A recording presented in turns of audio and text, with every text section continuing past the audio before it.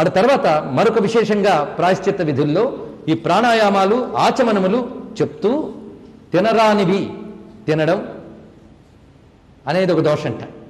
ఆ దోషం గురించి కొన్ని విశేషాలు చెప్పాడు. ఏ ఆపత్తి కాలం లేకుండానే పరాన్న భోజనం చేస్తే దోషం.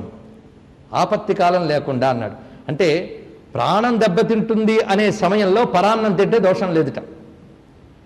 అప్పుడు దాని మళ్ళీ ప్రాశ్చిత్తం ఉందండి. అది మళ్ళీ దాని తర్వాత ఏదో చేస్తున్నాడు. కానీ అంత పరిస్థితి లేకుండానే పరాన్నం తింటే అదొక దోషం. అది దాని తర్వాత మరొక విశేషం చెప్తున్నాడు. సంధ్యాది అనుష్ఠానములు లేకుండా అన్నం తింటే ఆ అన్నం దోషం. ఇలా చెప్పాను ఏమనుకోవద్దండి, ఉన్నది చెప్తున్నా. కోపం ఏదైనా వస్తే వ్యాసుడి మీద రావాలి. ఆయన మీద కోపం వస్తే మహాపాపం. అది మళ్ళీ చెయ్యకపోవడం ఒక పాపం, ఆయన మీద కోపం రావడం రెండో పాపం. ఏం చేస్తాం, బుద్ధి చెప్తే బుల్లబ్బాయికి కోపం వచ్చిందని సామెత. కనుక అలా దయచేసి కోపగించుకోవద్దు. అందుకు ఇక్కడ విశేషం ఏంటి అంటే దేవతార్చన సంధ్యావందనం లేకుండా భోజనం చేస్తే దోషము. అంతేకాకుండా నీచ వృత్తితో సంపాదించి తింటే దోషము. సమూహ దీక్షలు ఇచ్చిన వాడు పెట్టిన తిండే దోషము. చూసారా, ఇలాంటి మాటలను చెప్తున్నాడు. ఈ రోజుల్లో అసలు సుఖంగా ఉండగలమండి ఇలాంటి మాటలు చెప్తే? అందరికి కూర్చోబెట్టి మేము అందరికీ మంత్రోపదేశం చేస్తున్నామండి అని కొందరు అంటూ ఉంటారు. పాపం అలాంటి వాళ్ళు అన్నం పెడితే తినకూడదుట. కానీ సమూహ దీక్షలు కొన్ని మంత్రాలని సమూహాలుగా కూర్చోబెట్టి చెప్పేస్తారు. సమూహాలుగా కూర్చి ఎందుకండి చెప్పకూడదంటే నామాలైతే చెప్పచ్చండి. నిన్న మనం చెప్పుకున్నవన్నీ అటువంటి నామమంత్రములు చాలా గొప్పవి. ఈ సమూహంలోనూ అందరూ సమూహం అంతా శ్రద్ధగా వింటారా? మాకైతే ఆ భ్రమలు లేవు. సమూహం అంతా శ్రద్ధగా వింటారని భ్రాంతి మాకు ఎప్పుడూ పోయింది. ఎవరో ఒకరిద్దరు వింటారు శ్రద్ధగా, ఆ నామాన్ని మంత్రంగా పఠించి వాళ్ళు సిద్ధి పొందుతారు. భగవత్ సాక్షాత్ మహామంత్ర దీక్షలు ఇవ్వరాదు. ఈ రోజుల్లో పంచదశలు బాలలు కూడా సమూహంలో చెప్పే మహాత్ములు ఉన్నారు. కాగితాలు పంచే వాళ్ళు ఉన్నారు, మృత్యుంజయ మంత్రాన్ని గాయత్రి మంత్రాన్ని. అంతేకాదు మన కార్లు చివర కూడా అద్దాల మీద మృత్యుంజయ గాయత్రి మంత్రాలు రాసుకు తిరుగుతూ ఉంటారు. ఇవన్నీ కూడా మహాపాపాలండి, గుర్తుపెట్టుకోండి. మంత్రం రహస్యంగా చేయండి, నామాలు రాసుకోండి, తప్పలేదు.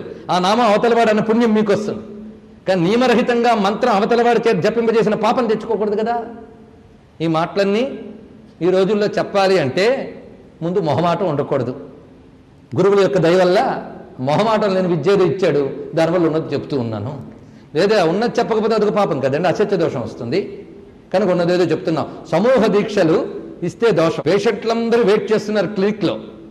డాక్టర్ గారు ఒక సమయంలో అసహనంగా బయటకు వచ్చారు. మీ అందరికీ మంది చెప్తున్నాను రాసుకోండి అన్నాడు. అప్పుడు పేషెంట్లందరూ ఆయన తీసుకెళ్ళి మెంటల్ హాస్పిటల్లో జాయిన్ చేశారు. ఎందువల్ల అందరికీ మంది ఉండదు. ఒక్కొక్క పేషెంట్ని చూడాలి, వాడు జబ్బేంటో తెలుసుకోవాలి, బాడీ స్థితి ఏం తెలుసుకోవాలి. 10 మంది షుగర్ పేషెంట్లకి ఒకే మందు రాయిట్టే డాక్టర్, తెలుసా? ఇక డాక్టర్లు కూడా ఉన్నారు కదా, వాళ్ళకి తెలుసు. అలాగే ఏమి ఔషధానికి అంత మర్యాద, మంత్ర మర్యాద లేదా? ఔషధం పాటి శక్తి లేదా మంత్రానికి? మంత్రానికి శక్తి ఉందని నమ్మితే నియమం ఉందని అంతకంటే నమ్మాలి. అందుకే సమూహ దీక్షలు ఇచ్చిన వాడికి పెట్టిన తిండి తినకూడదు. ఇంకా క్రోధి పెట్టిన తిండి తినకూడదు, చాలా విశేషం. నటవిటాదులు వండి పెట్టిన తిండి తినకూడదు. నిర్దయగా ఉగ్రంగా పెట్టిన తిండి తినకూడదు. దంభాచారంతో పెట్టిన తిండి తినకూడదు. ఉచ్చిష్ట భోజనం చేయకూడదు. ఆయుధాలు అమ్ముకు బ్రతికేవాడు పెట్టిన తిండి తినకూడదు. ఎన్ని రహస్యాలు ఉంటాయండి, మనకేం తెలుసు అన్నానికి ఎన్ని అంటుకుంటాయో అంత రహస్యం అంట. ఎందుకంటే ఎంత ఉంటుందా? ఆఫ్టర్ ఆల్ అన్నమే కదా. ఆఫ్టర్ ఆల్ అన్నమా ఒక్క పూట మానేసి చూడండి. శరీరంలో ప్రతి అణువు తయారు చేస్తుంది అన్నం. నీ శరీరమే అన్నమయం. అన్నం వల్లనే మనోనిర్మాణం కూడా జరుగుతుందని చాందోగ్యం ఆధారంగా మీకు గతంలో చెప్పుకున్నాను. అదేవిధంగా అసత్యవాది పెట్టిన అన్నం తినకూడదు.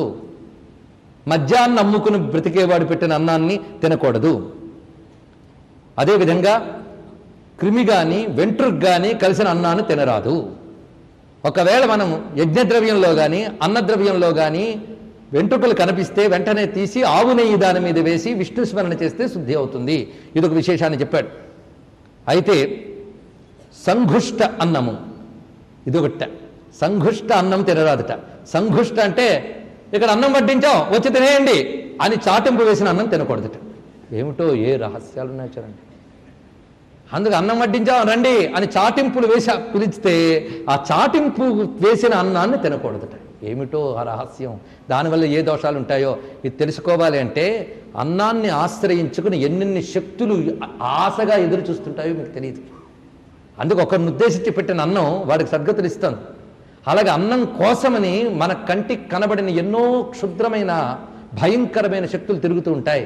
అందుకే అన్నాన్ని నైవేద్యం ద్వారా కొంత, పరిశేచన ద్వారా కొంత, భగవత్స్మరణ ద్వారా అంతా శుద్ధి చేసుకుని తినాలి. ఎందుకంటే అన్నాన్ని అంటుకుని అనేక శక్తులు ఉంటాయి. ఈ మధ్యకాలంలో జరిగిన ఒక ఘట్టం చెప్తా. ఒక మహాత్ముడు ఆయన నియమబద్ధంగా తాను ఒక అన్నాన్ని ఒక రాయి మీద ఉంచి వెళుతున్నట్ట. ఎప్పుడూ ఆ రాయి మీద అన్నాన్ని ఏది తినడం ఎవరు చూడలేదు. అదే క్రిములో అవి తిని క్రమంగా పోతోంది. అక్కడి నుంచి వెళితే ఒక నాస్తికుడు అన్నట్ట, ఈయనకు చాదస్తాను, రోజు అన్నం తెచ్చి బయట పారేస్తూ ఉంటాడని. అది విన్నాడు ఈయన. ఈ అన్నం ఎవరు తింటున్నారో నేను చూపిస్తాను, చూస్తావా అన్నట్టండి ఆయన. ఏది చూపించండి అన్నట్ట. వెంటనే తన చేతిలో పంచపాత్రలో జలం వంపుకొని వాడు కళ్ళ మీద కొట్టేటొక్కటి. కొట్టగానే అతను కనిపించింది ఏం తింటున్నాయో. కంటికి కనబడిన ఎన్నో సూక్ష్మ శక్తులు ఆ అన్నం మీద పడి తింటున్నాయట. ఇది ఆ రహస్యం మనకేం తెలుస్తుందండి? మనకేం తెలుస్తుంది? అలాంటి భూత బలి, అది భూత బలి, అది చేసిన పుణ్యం వీడిని కాపాడుతుంది. ఇది తెలుసుకోవాలి. అందుకే బయటకు కూడా పారేయడానికి వీలు లేకుండా గిన్నెని ఊడ్చేస్తారు కొందరు. అలాంటి వాళ్ళని పాపభోజనులు అంటారు. నువ్వు పారేసిన అన్నాన్ని తిని బతికే జీవులు కొందరు ఉంటారు. ఇది గుర్తుపెట్టుకోండి. అందుకే ఈరోజు మొత్తం ఊడ్చేసామండి అంటే అది సంతోషించవలసిన విషయం కాదు. అది వాళ్ళనే కాకి కూడా చెయ్యి దొలపని వాళ్ళనే పేరు వాళ్ళకే అంటారు. గుర్తుపెట్టుకోండి. ఇక్కడ భూత బలి మన ఇంట్లో ఉన్న వాళ్ళకే బలి కాదు, భూత బలులు కూడా గృహస్థ జీవితంలో చాలా అవసరం. ఇవన్నీ రహస్య విద్యలు, ఇవి కంటికితో కనబడవు కానీ ఉంటాయి. గుర్తుపెట్టుకోండి. కనుకనే అన్నాన్ని ఆశ్రయించుకుని ఉంటాయి కనుకనే ఈ నియమాలు చెప్తున్నారు. అలాగే ఇక్కడ పర్యాయాన్నము, ఇదొక దోషాన్నం ఉంటాయి. అన్నాల్లో దోషాలు చెప్తున్నాడు. పర్యాయాన్నము అనే మాటకు అర్థం ఏంటంటే వండిన స్వీకరించిన ఒకటి ఒకరికి పెట్టి అలాగో వాడు రాలేదు కదా నువ్వు తినేయి అంటే పర్యాయాన్నం, అది దోషంట. అది తినరాదు అన్నాడు ఇక్కడ.